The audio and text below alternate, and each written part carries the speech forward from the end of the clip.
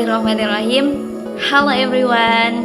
Jalan-jalan ke Surabaya membeli bunga untuk kenangan. Jawablah salam dari saya walaupun kita tak berjabat tangan. Assalamualaikum warahmatullahi wabarakatuh. Perkenalkan, nama saya Farhatul Asyiro dengan NIM 2251200097. Saya merupakan mahasiswi dari Universitas Islam Negeri Dato Karama Palu, Fakultas Ekonomi dan Bisnis Islam, jurusan Ekonomi Syariah. Tujuan saya membuat video ini adalah untuk memenuhi tugas ujian tengah semester pada mata kuliah studi kelayakan bisnis Islam oleh dosen pengampu Ibu Nora Aryani SEMM. Pada kesempatan kali ini, saya akan membahas tentang kredit dan valuta asing. Nah, sebelum kita jauh membahas tentang kredit dan valuta asing, saya akan menjelaskan sedikit kepada teman-teman tentang apa itu kredit dan resiko kredit.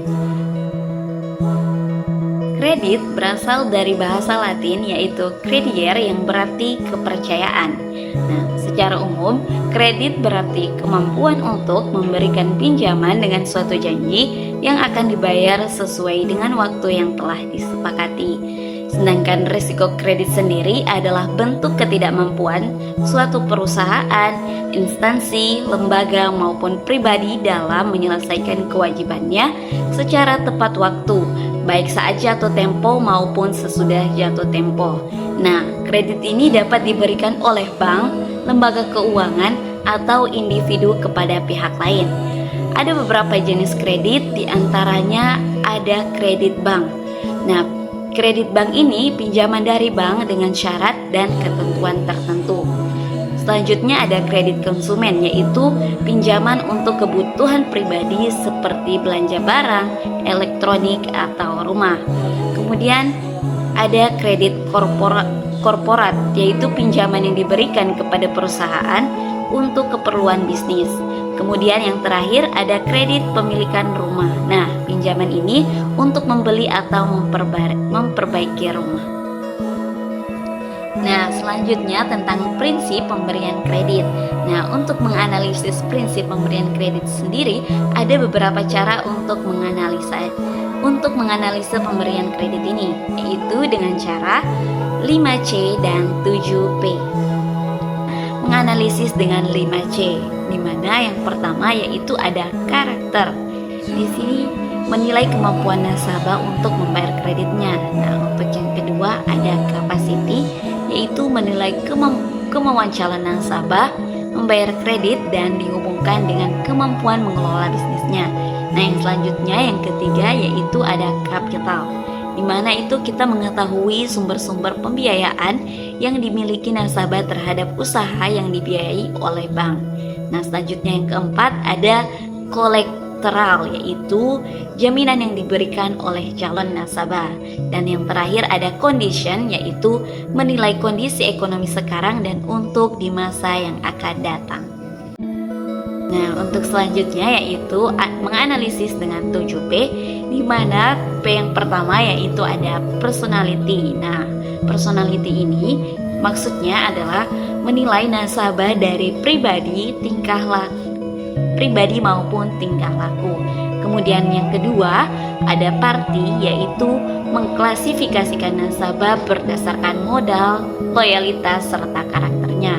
Nah, yang ketiga ada purpose, yaitu mengetahui tujuan nasabah dalam mengambil kredit. Nah, kemudian yang keempat ada prospek, di mana kita menilai usaha nasabah apakah menguntungkan atau tidak. Nah, yang kelima ada payment, yaitu mengukur bagaimana cara nasabah membayar kredit. Kemudian yang keenam ada profitability, yaitu menganalisis kemampuan nasabah dalam mencari laba. Kemudian yang terakhir ada protection. Di sini kita menjaga kredit yang diberikan oleh bank melalui perlindungan berupa jaminan barang atau jaminan asuransi. Selanjutnya cara meminimalisir risiko kredit. Nah, untuk meminimalisir risiko kredit yaitu dengan cara memperkuat perjanjian kredit antara kreditur dan debitur.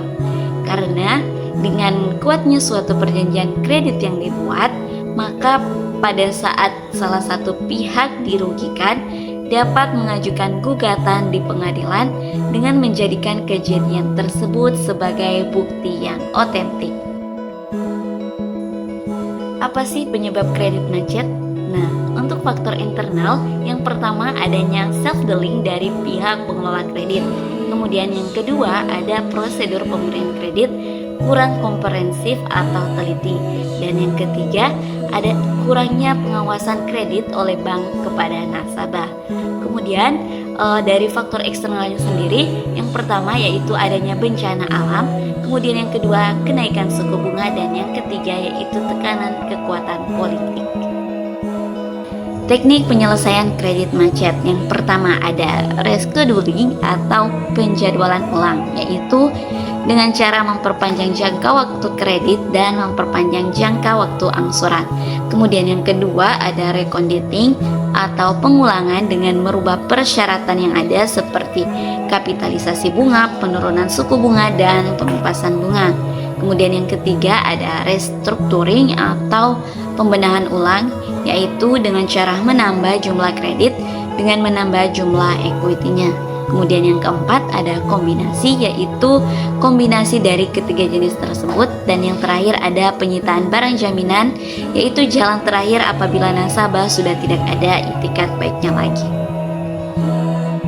Selanjutnya yaitu resiko valuta asing. Valuta asing ini adalah mata uang dari negara lain yang digunakan dalam transaksi internasional. Resiko valuta asing atau biasa disebut falas merupakan resiko yang disebabkan oleh perubahan kurs valuta asing di pasaran yang tidak sesuai lagi dengan yang diharapkan, terutama pada saat dikonversikan dengan mata uang domestik. Nah, valuta asing ini memainkan peran penting dalam perdagangan global dan sistem keuangan internasional. Ada beberapa aspek penting dalam valuta asing, di mana yang pertama yaitu ada pasar valuta asing atau forex. Pasar ini di mana mata uang dari berbagai negara ditukarkan satu sama lain. Kemudian yang kedua ada nilai tukar, di mana harga satu mata uang dibandingkan dengan mata uang lain. Kemudian yang ketiga ada transaksi valuta asing. Di sini melibatkan pembelian dan penjualan mata uang untuk keperluan bisnis, investasi, atau berpergian ke luar negeri.